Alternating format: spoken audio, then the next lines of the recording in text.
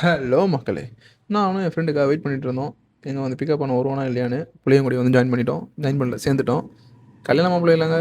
கல்யாண மாப்பிள்ளையோட தம்பி. கல்யாண மாப்பிள்ளை நல்ல காலத்திலேயே எங்களை வந்து கூப்பிட வந்ததில்ல. இதில் கல்யாணம் அன்னைக்கு வருவானா, அதே தான். அப்புறம் அவங்க அண்ணனை கூப்பிட்டு வந்தான், இன்னொரு அண்ணாவை. அவர் வந்து அவனும் என் ஃப்ரெண்டை கூப்பிட்டு போனார். தலைவன் கல்யாண மாப்பிள்ளையோட தம்பி வந்து என்னை கூப்பிட்டு போனான். வீட்டுக்கு போய்ட்டு ரீச் ஆகிட்டு 2 பேரும் ப்ரஷ் பண்ணிகிட்டு இருந்தோம். அவன் ப்ரஷ் பண்ணிகிட்டு இருந்தான், நான் என்னோட ப்ரஷ் எடுத்து ப்ரஷ் பண்ணிகிட்டு இருந்தேன்.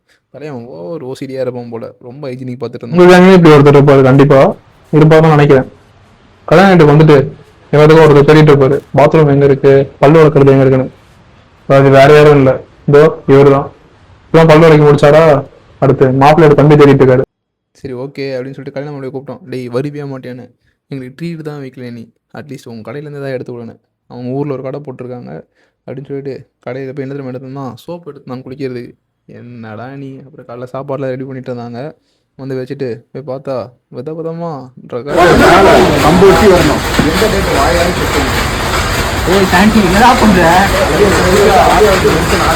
சாண்டி முட்டை கொடுத்துட்டு இருக்கோம்.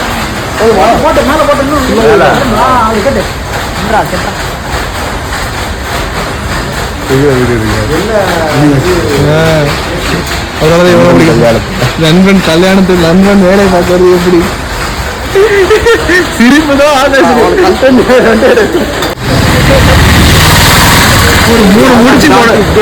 ஒரு மூணு முடிச்சு போட தெரியல. இதுல எப்ப எப்படி அப்ப அவங்க போடுவான்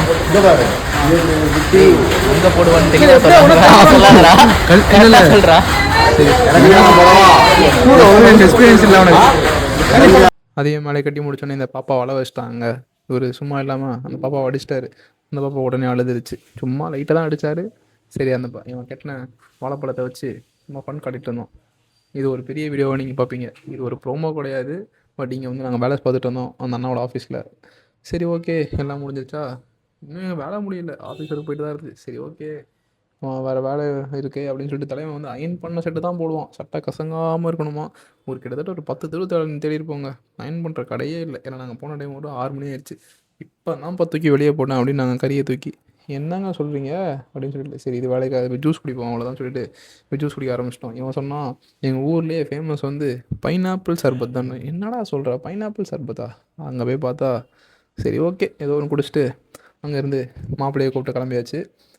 ஏதோ உங்கள் ஊரில் ஒரு ஃபங்க்ஷன் இருக்கும்ல, எல்லார் ஊர்லேயும் ஒரு ஃபங்க்ஷனு. சரி நாங்கள் மாப்பிள்ளை தொடணுங்களா நடந்து போயிட்டு இருந்தோம். அதை அப்படியே வீடியோ எடுத்துகிட்டு நெக்ஸ்ட் வீடியோவில் கண்டினியூ பண்ணுறேன், பார்ட் 3ல் என்னென்ன இருந்துச்சுன்னு.